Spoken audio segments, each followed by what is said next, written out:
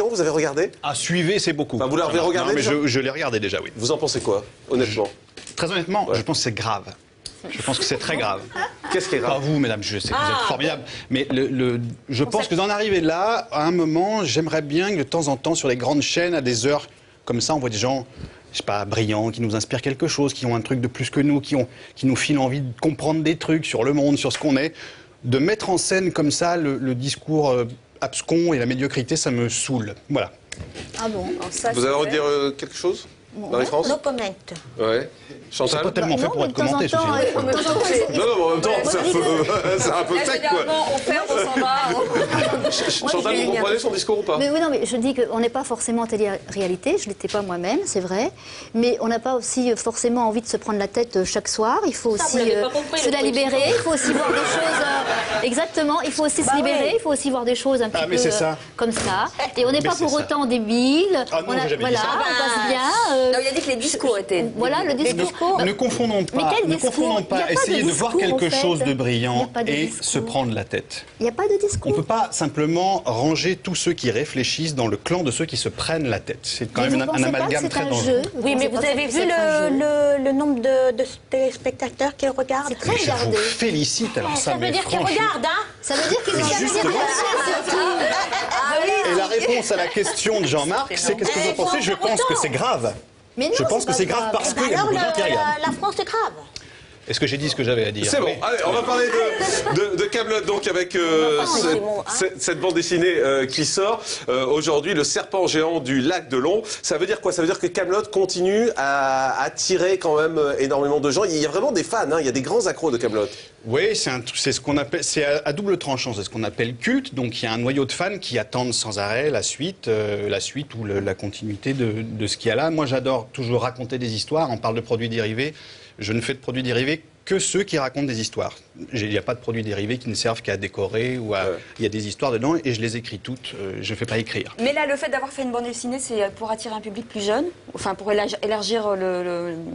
Non, c'est un autre média, c'est une autre façon de raconter. On n'est pas obligé d'avoir vu la série pour lire la BD. C'est-à-dire que ça vit tout seul, en fait. Oui, elle n'est pas dans l'ordre, on peut la lire n'importe quel ordre, et c'est pas chronologique, donc c'est autre chose. Il n'y a pas un ton un peu plus décalé, ou on n'est pas un peu plus c'est un poil moins grossier, c'est un peu plus pour les enfants. Voilà, il y a moins de trucs grossiers à l'intérieur. Pour les gens qui ne le savent pas, je rappelle que vous êtes très impliqués, vous êtes scénariste, réalisateur, monteur, comédien, compositeur de musique, vous faites un peu tout dans Kaamelott. La série s'est arrêtée.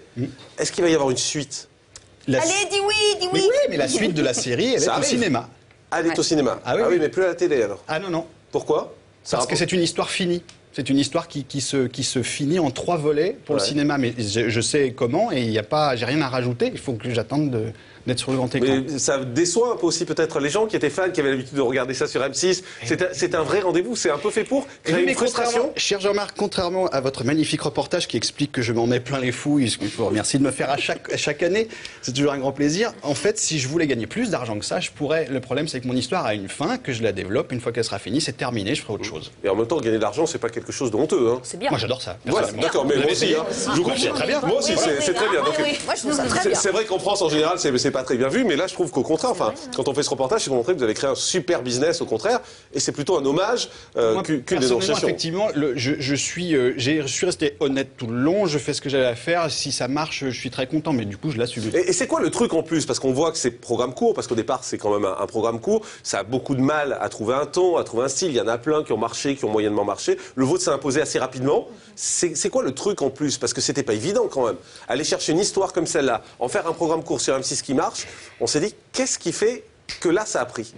Je pense tout simplement que c'est pas fait dans l'optique de faire un format court. Je pense que le format court m'intéresse pas.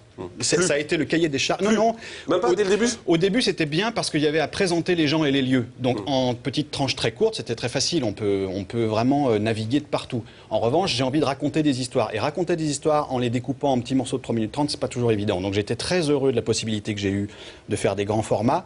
Mais je crois que si ça a marché au début, c'est parce que j'avais déjà l'intention d'en faire une saga et non pas des choses ponctuelles et des petites pastilles qui se suivent pas. Je crois. Il y a un vrai côté convivialité du du fait que votre famille soit dans ce programme. Est-ce que justement, c'est pas ça aussi qui joue, la proximité avec la famille, le téléspectateur, où on a l'impression que c'est presque un truc réel, irréel? Je pense que les gens doivent voir le plaisir qu'on a à le faire. Et le plaisir dépend aussi du fait de se retrouver en famille. Enfin, en famille, ils étaient acteurs avant que je les engage. Hein.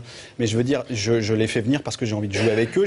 En plus, je les dirige pas d'un fauteuil, je suis avec eux. Vous êtes dedans, vous êtes au cœur de l'action. Donc moi, ce que j'aime, c'est jouer la comédie et écrire les textes que je joue. Donc en fait, j'organise une espèce de grande cour de récréation pour comédiens qui suit une saga et qui suit une structure. Mais je pense que les gens doivent voir qu'on aime ce qu'on fait et ça doit jouer aussi. Oui. Marie-France, vous allez dire quelque chose? Je vous avez réagir? vais dire la même chose.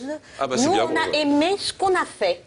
Et vous avez dit, si j'ai bien compris, ce livre était pour les enfants. Oui. Pas que, non, mais oui. Pas que les enfants.